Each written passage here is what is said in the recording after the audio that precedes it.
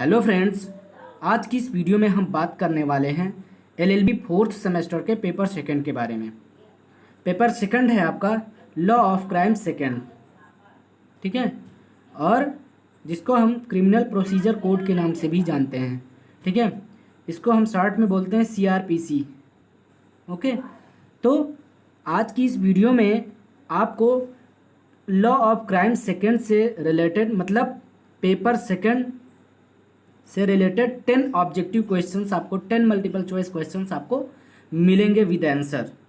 Okay, तो अगर आप हमारे चैनल पर पहली बार आए हैं तो चैनल को सब्सक्राइब कर लीजिए, साथ में बेल आइकन जरूर प्रेस करिएगा ताकि जब भी मैं वीडियो अपलोड करूं आपको नोटिफिकेशन के माध्यम से जानकारी मिल जाए और आप वीडियो देख सके टाइम से।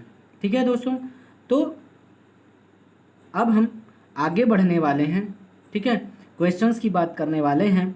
और वीडियो अच्छी लगे तो लाइक करिएगा और अपने दोस्तों के साथ इस वीडियो को ज़्यादा से ज़्यादा शेयर करिए ताकि आपके दोस्त लोग भी ऑब्जेक्टिव क्वेश्चंस की अच्छे से तैयारी, एग्ज़ाम की तैयारी अच्छे से कर सकें एलएलबी फोर्थ सेमेस्टर के लिए।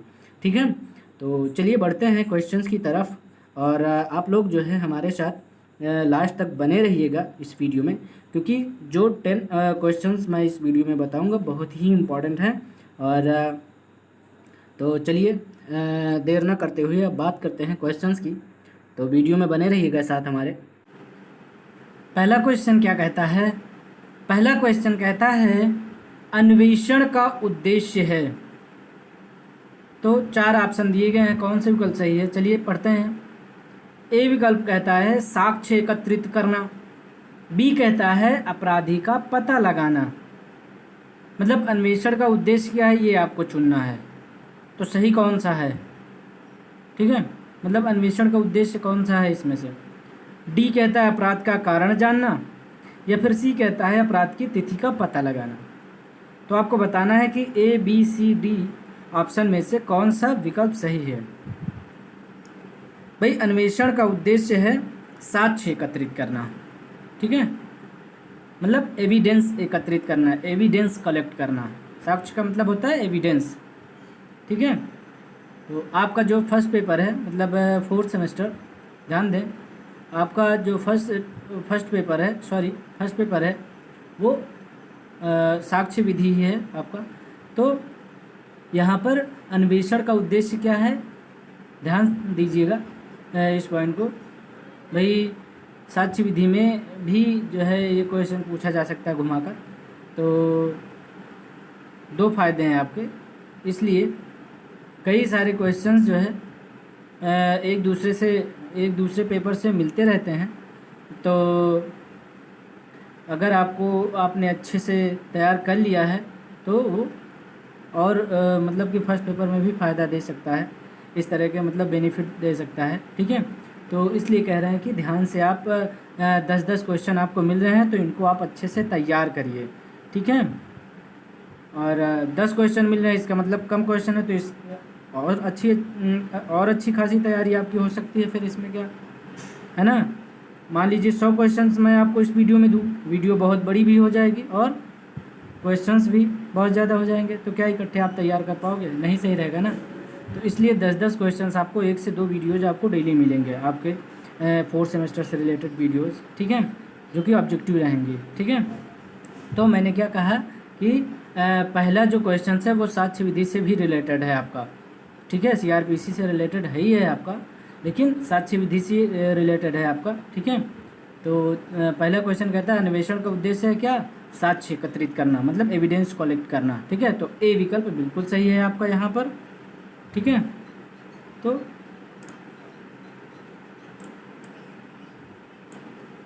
कौन सा विकल्प सही है? ए विकल्प बिल्कुल सही है, ए में टिक लगा लीजिए, साक्ष्य एकत्रित करना होता है अन्वेषण का उद्देश्य, ठीक है।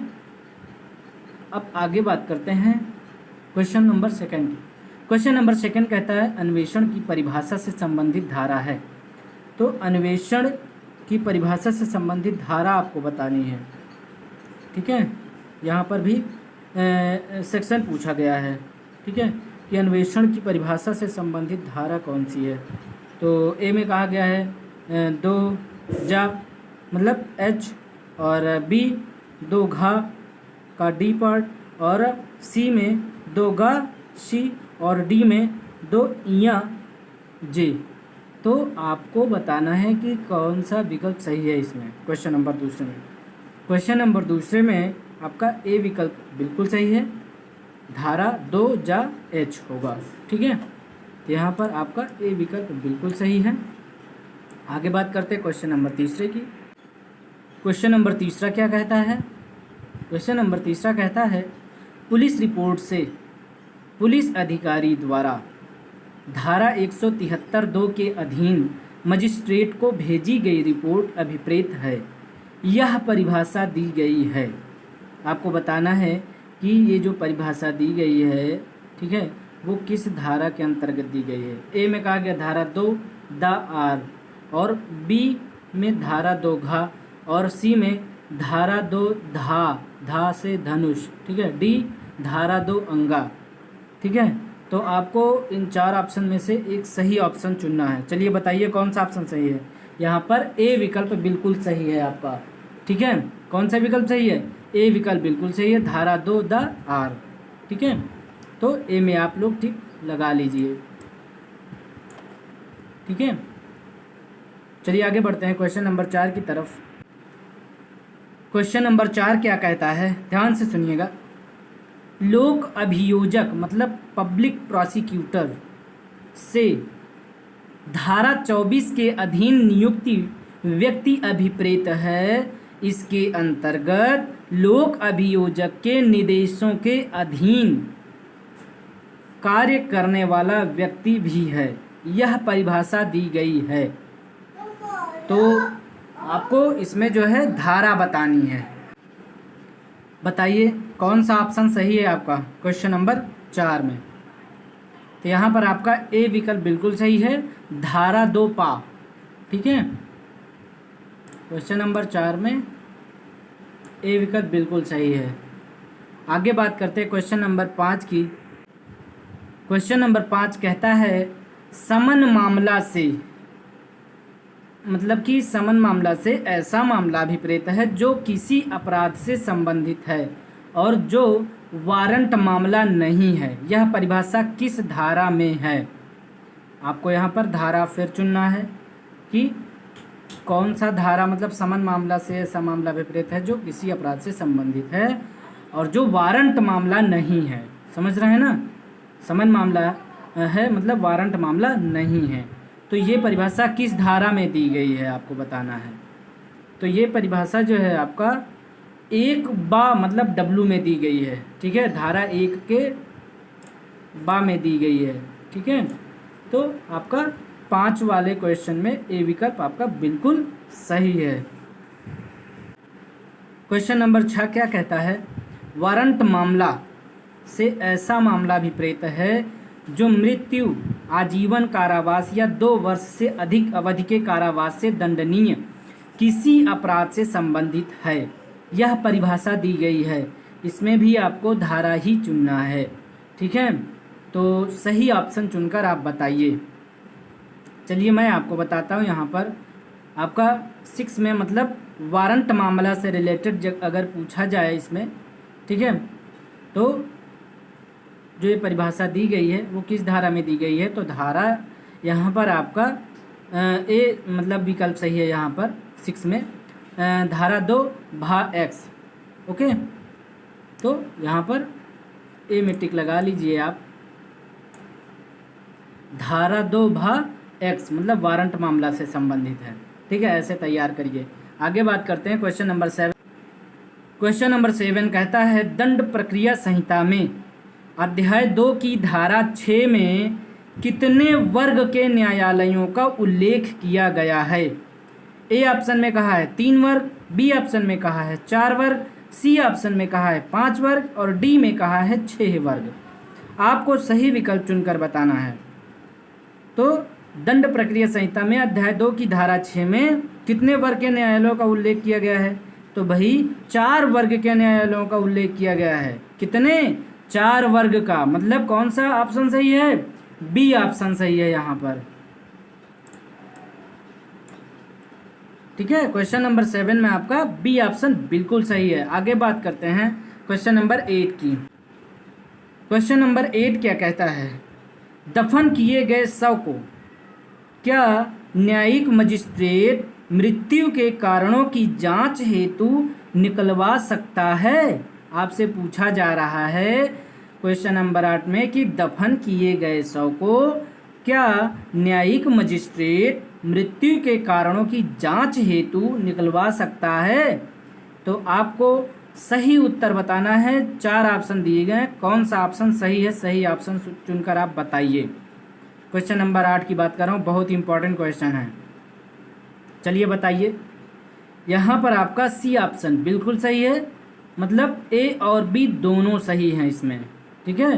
हाँ, न्यायिक मजिस्ट्रेट जो होते हैं उनका पूरा अधिकार होता है कि वो जो है अगर दफन किए गए शव को, मतलब कि इस केस में जो है अगर जांच करवाना है तो न्यायिक मजिस्ट्रेट जांच करवा सकता है। हाँ बिल्कुल सही है, ठीक है, जांच करवा सकता है वो। और दूसरा बी जो है धारा 176(3) के तहत ऐसा कर सकता है, ठीक है, धारा 176(3) के तहत, ठीक है। तो ए और बी दोनों ऑप्शन सही, अर्थात सी ऑप्शन आपका बिल्कुल सही है। जिसमें लिखा है ए और बी दोनों सही हैं, तो सी ऑप्शन आपका यहाँ पर सही है, ठीक है। तो आपका क्वेश्चन नंबर 8 में कौन सा ऑप्शन सही हुआ? क्वेश्चन नंबर 8 में सी ऑप्शन सही हुआ, ठीक है, ए और बी दोनों सही हैं, ठीक है। आगे बात करते हैं क्वेश्चन नंबर 9 की। क्वेश्चन नंबर 9 कहता है जहां किसी सेशन न्यायाधीश का पद रिक्त होता है वहां उच्च न्यायालय किसी ऐसे आवश्यक आवेदन के जो उस सेशन न्यायालय के समक्ष किया जाता है या लंबित है अपर या सहायक सेशन न्यायाधीश द्वारा, अथवा यदि अपर या सहायक सेशन न्यायाधीश नहीं है तो सेशन खंड के मुख्य न्यायिक मजिस्ट्रेट द्वारा निपटाए जाने के लिए व्यवस्था कर सकता है। और ऐसे प्रत्येक न्यायाधीश या मजिस्ट्रेट को ऐसे आवेदन पर कार्यवाही करने की अधिकारिता होगी। यह उपबंध है।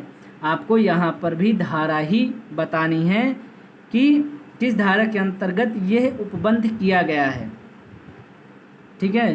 तो सही ऑप्शन चुनकर आप बताइए हमें कौन सा ऑप्शन सही है यहाँ पर। तो यहाँ पर आपका धारा 9(5) के अंतर्गत ये उपबंध किया गया है, ठीक है, मतलब ए ऑप्शन आपका यहाँ पर बिल्कुल करेक्ट है। धारा 9(5) के अंतर्गत ये उपबंध किया गया है, ठीक है। तो क्वेश्चन नंबर 9 का ए ऑप्शन बिल्कुल सही है। चलिए बात करते हैं क्वेश्चन नंबर 10 की, जो कि लास्ट क्वेश्चन है। क्वेश्चन नंबर 10 क्या कहता है? लास्ट क्वेश्चन है इस वीडियो का।